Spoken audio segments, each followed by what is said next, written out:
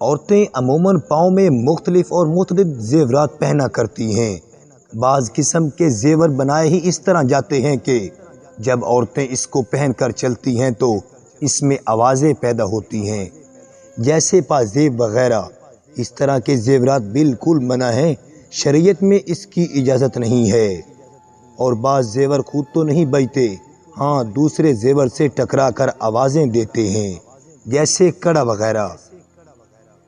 اس طرح کے زیورات کو پہننا جائز ہے، مگر احتیاط کا حکم ہے کہ چلنے میں ایک دوسرے سے ٹکرا کر آوازیں نہ پیدا کریں۔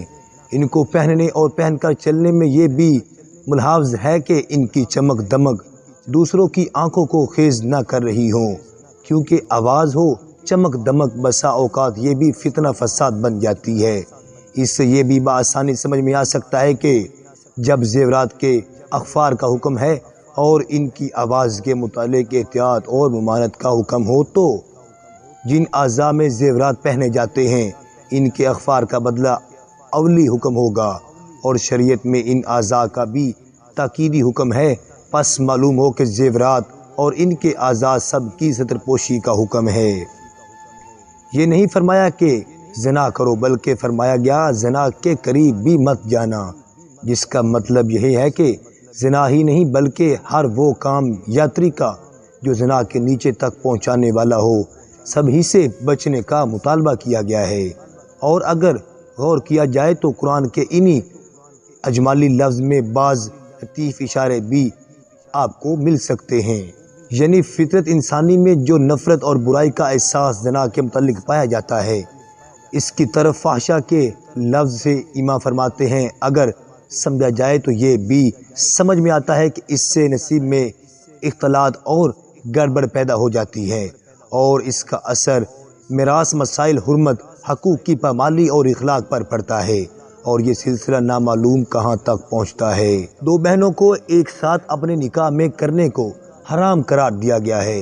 اس سلسلے میں لونڈی اور باندی کے بارے میں بھی یہی حکم ہے۔ شوہر اور بیوی کے قریبی رشتہ داروں میں 4 طرح کے رشتے کو چھوڑ کر سب ایک دوسرے کے لیے حلال ہیں۔ یہ 4 رشتے جو حرام ہیں یہ ہیں باپو کی بیویاں اور بیٹوں کی بیویاں، بیویوں کی مائیں اور ان کی لڑکیاں۔ اسلام اولاد کی طلب کے علاوہ بذات خود جنسی سے زندگی کو زیادہ سے زیادہ خوشگوار دیکھنا چاہتا ہے۔ اس کا اندازہ اس سے بھی ہوتا ہے کہ نبی کریم صلی اللہ علیہ وسلم نے باقرت سے نکاح کو پسند کیا اور اس کی ترغیب دی۔ اس سے صاف طور پر یہی بات سامنے آتی ہے کہ رشتہ ازواجی سے منسلک ہو کر لطف اندوزی ہونا شادی کا ایک مقصد ہے۔ حضرت جابر بن عبداللہ رضی اللہ تعالیٰ عنہ کا واقعہ مشہور ہے کہ آپ صلی اللہ علیہ وآلہ وسلم کو ان کی شادی کا علم ہوا تو سب سے پہلے ان سے یہی دریافت فرمایا کہ تم نے شادی کنواری سے کی ہے یا بیوہ سے؟ ان کے اس جواب پر کہ میں نے بیوہ سے شادی کی ہے، آپ نے فرمایا کیوں نہ تم نے کسی کنواری سے شادی کی، تم اس سے کھیل کرتے اور وہ تم سے کھیل کرتی۔ دوسری روایت میں الفاظ یہ ہیں کہ تم اس سے کھیل کرتے اور وہ تم سے کھیل کرتی، اور تم اس سے ہنسی مذاق کرتے اور وہ تم سے ہنسی مذاق کرتی۔